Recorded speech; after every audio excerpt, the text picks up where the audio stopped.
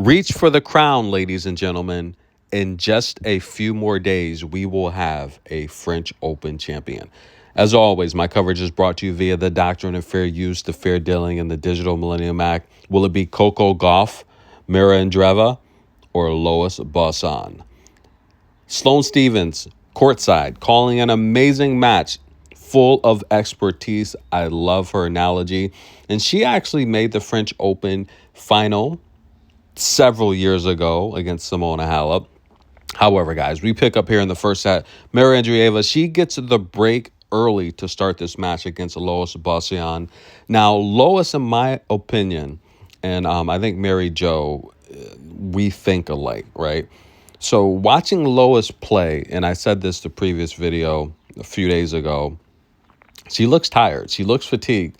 And I think it's just a matter of adjusting to the main tour, right? She has only, prior to this tournament, one main draw win. That's right, ladies and gentlemen. She plays a lot of ITF matches, but she has several ITF championships. Watching her game, though, she plays, for the most part, a clay schedule. So she's a clay expert.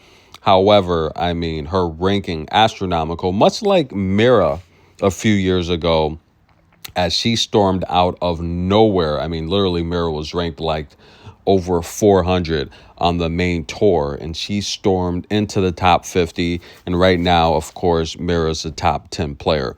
However, ladies and gentlemen, this match early on, it's going kind of how I thought it would go. Now, Mirra wins 57% of her shots down the line, right? So in simple, Mirra is looking to hit winners. She's very aggressive.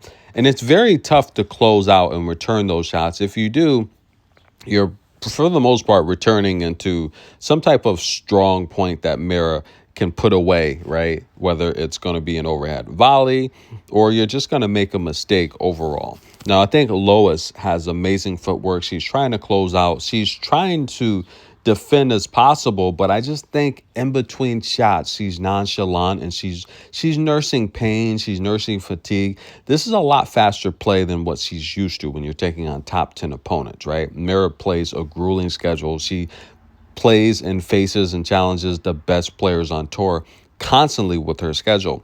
Lois, on the other hand, she hasn't faced this level of competition, but she's showing that she's worthy and she can beat these players.